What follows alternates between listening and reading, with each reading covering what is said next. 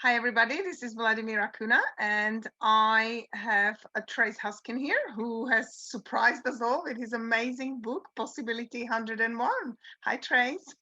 Hello, Vladi. Thank you so much. It's beautiful to see you, and thank Nice you to see for you too. talking with me today. Yeah. What motivated you to write the book? Well, I've been studying just like you, Bob Proctor and a lot of these personal growth leaders for many years. I learned about Bob back in 2008, I believe was the first year that I consciously remember him coming into my world. And just been studying a lot and been practicing a lot and working with clients and working with people in my life, friends, Mm, family, all sorts of beautiful people. And it's amazing to me sometimes how people are blind to the possibilities that are right in front of them. So I wanted to kind of take the root of my knowledge that I've been studying all these years and put it into a simple book that people would be able to kind of read and follow and kind of get a glimpse into my mind and how I see all the puzzle pieces connect with what's possible for people in their lives. And my goal is really to help people live the lives of their dreams. The subtitle of the book is Your Quick Start Guide to Actually Living a Life You Love. So that's really my goal, is to help people with that. And I believe that my book gives people a quick start into doing yeah. that, no matter where they're starting from. I'll be very honest, I'm in a half of it, but I'm loving it. Thank I you, thank love you, the thank you. pictures and the way it's done. It's very attractive. Thank you, thank you, And thank you. It was yeah. fun. Oh, bless. So what is the message you would like people to receive? The really underlying overarching message is anything is possible. It doesn't Mm, matter where you're starting from in your life, what circumstances you've gone through. I know a lot of people who have started out in very poor families. Maybe they've had some kind of physical abuse, mental abuse, some kind of disabilities. It really doesn't matter where you're coming from. What matters is what you do with what's possible. And anything is possible if you have an idea in your mind that you would like to execute. I'm here to say that you can do it. And the tricky part for a lot of people is they say, well, I don't have the money right now, or, I'm ill right now, or there's some sort of a circumstance going on. And what I find is that we have a habit, myself included, of thinking of the circumstances as permanent, but they're totally not permanent. It doesn't matter what kind of circumstance we're talking about. Most of them, if not all of them, you really can move through and beyond. And so that's my goal with the book, is really, and my message in general is just to get folks to really realize that there's power within that you can leverage, and you're not stuck anywhere. You can yeah, do anything you this want to is do. it's a great message because that's what the world needs, especially now. I'm finding we actually discussed it with a few authors which I'm interviewing, and people do feel frustrated because it's all the pandemic's been going on for long. So actually, it's quite a good time because people are reaching the point of dissatisfaction and frustration, which, as we Yes. both know, is when you're actually dissatisfied with the results. It's when you kind of take it somewhere else, and that's what happened to me. But I kind of agree with what you're saying, and I love personal success development, or any personal development. It's just growing and making other people grow at the same time. And like you said, it's so amazing how once things keep going, you actually go. It's like a light bulb, and you go like, "What? That was there before, and I didn't see it." Yeah.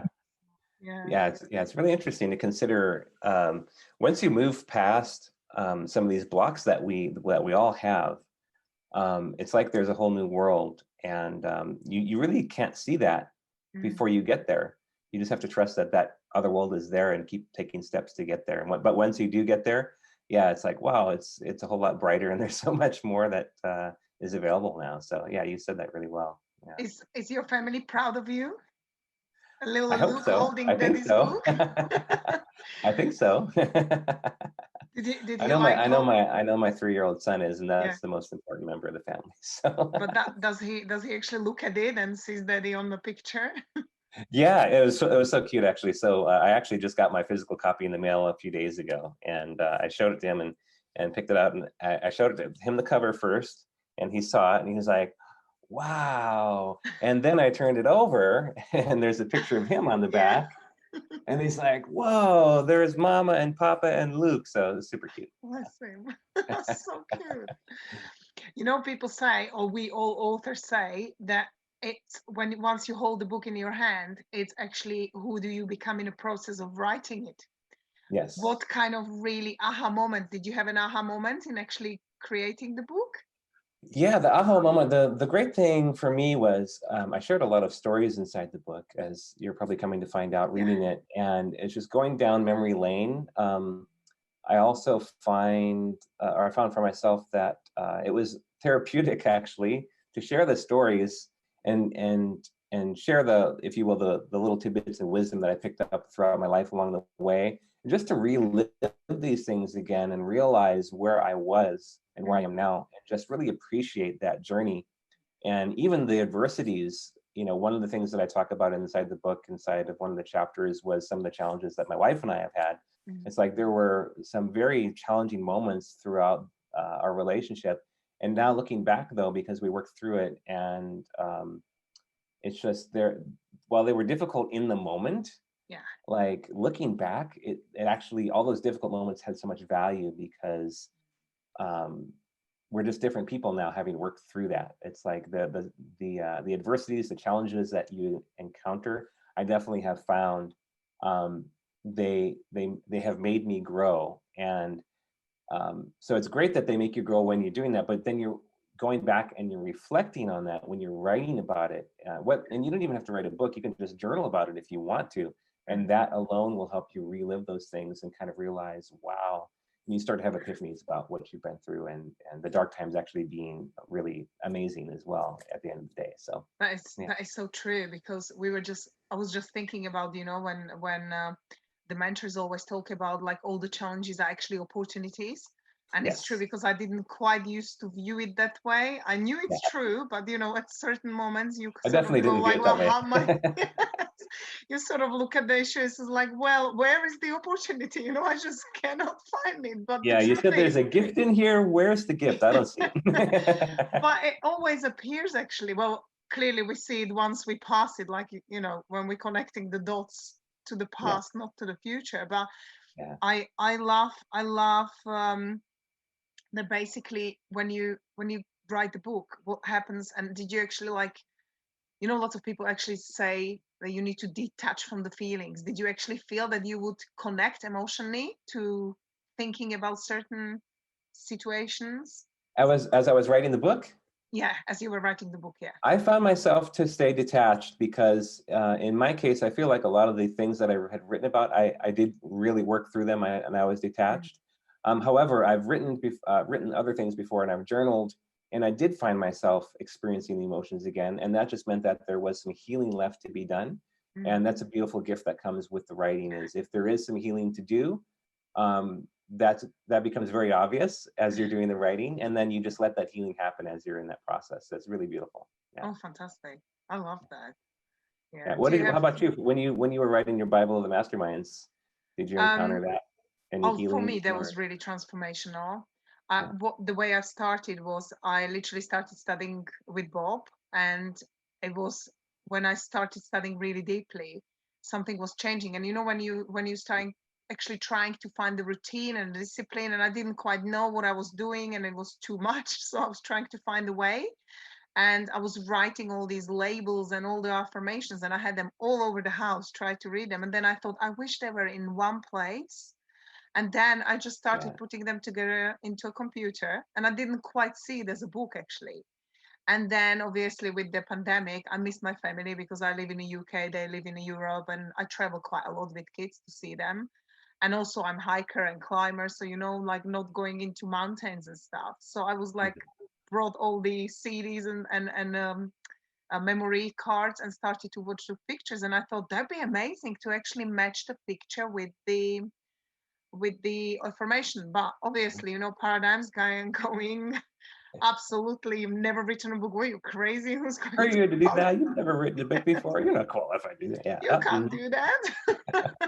So I kept doing it, but still I thought, who am I to write the book, Yeah. Mhm. And Yeah. then I actually had an idea, because obviously once I passed the point where I really was in such a great, in 4 months when you start studying, and I know everyone says there are years and years of personal development studying you do, but I personally believe that it's like with the baby, in the first year, how much they develop, it's the most or biggest time that they grow and develop. Even the brain, it's just the expansion in the first year of growth. And I think it's the same if you actually grasp the materials. It's the first year, which is like, and then obviously you have to extend it and work deeper on it. So that's why I thought I really need to say thank you to Bob. So I'm gonna just write the book, and I need to give it to him as a present. But you know, like, who am I? Who is going to publish it? Didn't know what to do really.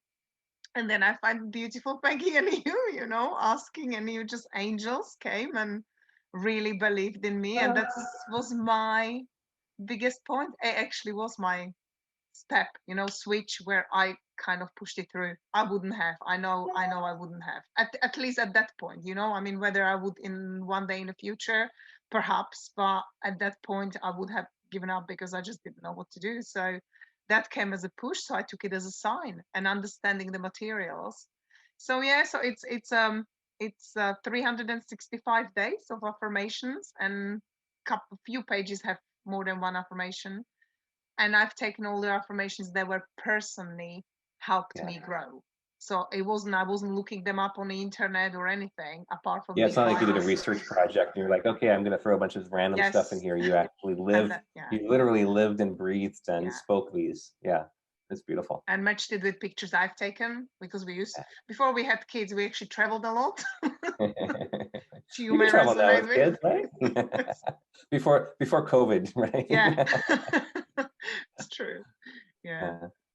So that's, and then I dedicated it to them. It was great. So I'm really proud of the book. I have to say. It was a journey. So it actually helped me to push through lots of paradigms, like paradigm of asking, which I had a big problem. That actually went through because I knew if I don't ask, I'm just not going to move forward. It's just simply the answer is always no if you don't ask, right? Yeah. Yeah, so I thought, yeah, that's what I thought. Yeah, you're right. I thought, well, you know, people say no and that's it. You know, I tried and I don't have to feel bad. Yeah, that's a really valuable lesson. Even if you get the no, you just got to keep going and keep asking until you get the yes, whether it's from the same person after you've asked multiple times, or if it's from somebody else who can. It's really a valuable lesson that a lot of people do not learn in life. So thank you for sharing that. Thank you first for learning it yourself, and then sharing that with the world is really beautiful. Thank you so much as well for asking.